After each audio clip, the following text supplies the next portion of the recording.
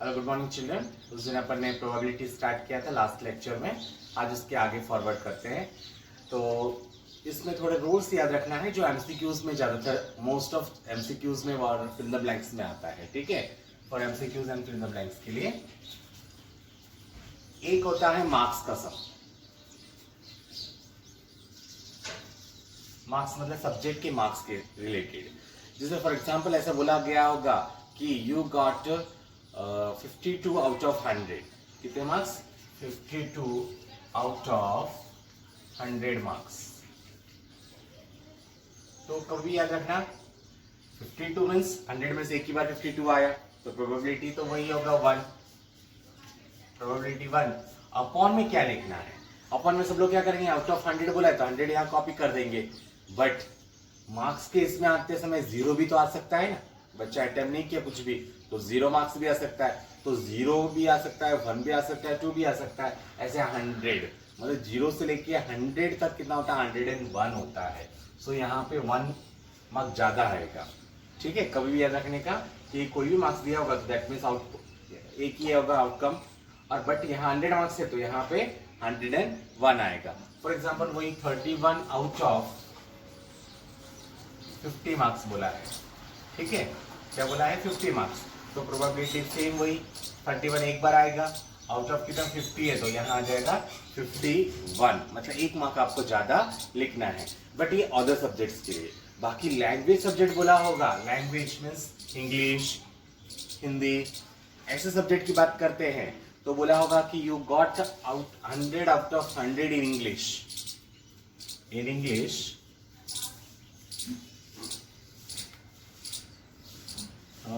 100 out of 100 बोला है। English में 100 आउट ऑफ 100 आया तो it is impossible because languages में तो पता ही आपको कि मार्क्स रूल्स के, ग्रामर के, ग्रामेटिक मिस्टेक्स के किसी ना किसी का मार्क्स तो कटता ही कटता है। That is the rule.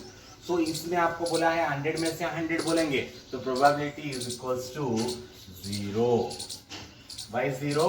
Because in languages we will not get the full marks. अपन को फुल मार्क्स नहीं मिलते हैं। सो इसका प्रोबेबिलिटी क्या हो जाएगा? 0 हो जाएगा। ठीक है, बहुत सारे जने यही कंफ्यूज हो जाते हैं कि 100 में से 100 आया दैट मीन्स 1 आउटपुट आ गया तो 1 लिख देते हैं। तो 1 नहीं होता है, दैट इज 0 बिकॉज लैंग्वेजेस मतलब इंग्लिश, हिंदी, गुजराती लैंग्वेजेस में आपको 100 में से 100 मार्क्स नहीं मिलते हैं। द नेक्स्ट, हाँ यहाँ तक हुआ। और एक आते हैं, अगर ऐसे बोला होगा क्योंकि 10th का बोर्ड एग्जाम तुम जाने देने वाले हो तो 10th का होता है आपका 80 मार्क्स का पेपर। तो ऐसे बोला होगा कि you got 85 marks in paper which in your hands. Paper in which your hands.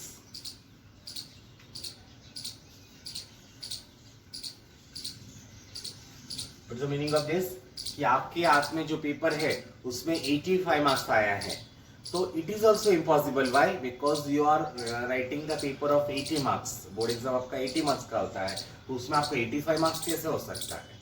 इसमें बोला ना the paper in which your hands, मतलब आपके हाथ में जो पेपर है उसमें आपको 85 आया तो आपका पेपर जो आप 10th के बोर्ड में जो होगा वो 80 मार्क्स का होगा। तो 85 मार्क्स इज नॉट पॉसिबल। इसका भी प्रोबेबिलिटी क्या हो जाएगा? 0। But you have to write the reason.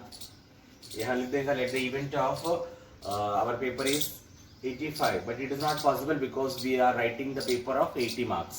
So the probability is 0. Here also you have to write in language you will not get the full out of full. So the probability is 0. Okay, this is some rules.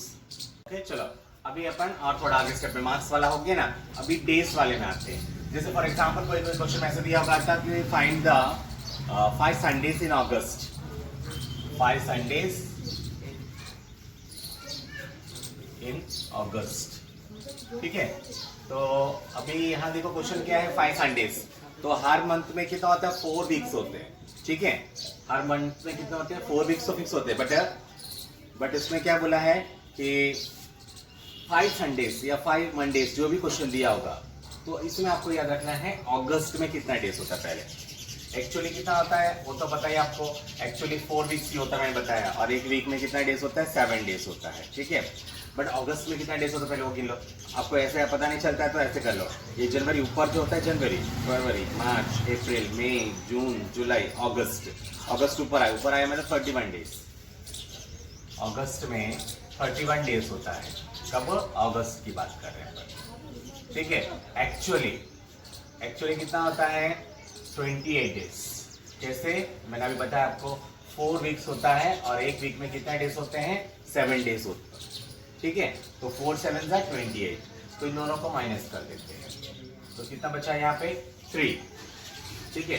तो probability equals to 3/7, 7 किसके लिए 7 days है, और कितने possibilities है 3 possibility है, ठीक है। उसी तरह से अगर बोला होगा फरवरी मंथ का, फरवरी 2020 5 मंडेज। देखो आपको एक चीज आपको पता है, लीप ईयर एक होता है, नॉन लीप ईयर एक होता है, ठीक है। लीप ईयर का मतलब ये होता है उसमें अप्रैल में उसमें कितना महीना होता है, कितने दिन होते हैं 29 डेज होता है, अदरवाइज क्या होता है 28 डेज ही होता है। तो 2020 लीप ईयर है कि नॉन लीप ईयर है? देखो 4 से डिवाइड हो रहा है, दैट मीन्स ये लीप ईयर है ना। 505 आएगा डिवाइड करोगे तो रिमाइंडर 0 आ जा रहा है, दैट मीन्स ये क्या है फरवरी 2020 जो है वो क्या है लीप ईयर है। तो लीप ईयर में कितना डेज होते हैं 29 डेज। कितने डेज होते हैं 29, और एक्चुअली कितना मैंने बताया था आपको 28 डेज। तो कितना 1 बचा, तो प्रोबेबिलिटी इक्वल्स टू क्या हो गया 1/7। अगर वही बोला है नॉन लीप ईयर, डायरेक्ट लिखा होगा non leap year February having 5 Sundays,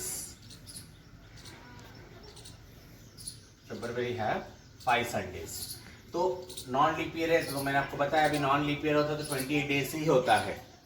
क्या होता है 128 डेज होता है। तो और वो फरवरी में एक्चुअली भी 28 डेज ही होता है, अपना नॉर्मली 28 देते हैं, तो कितना हो गया 0। तो answer probability is equals to 0, ठीक है। तो ये हो गया ना। और एक छोटी सी पॉइंट मैं वहां लिख देता हूँ, ध्यान दो। इसमें क्या होता है ईयर का भी कभी कभी दे देता है, बोलेंगे खाली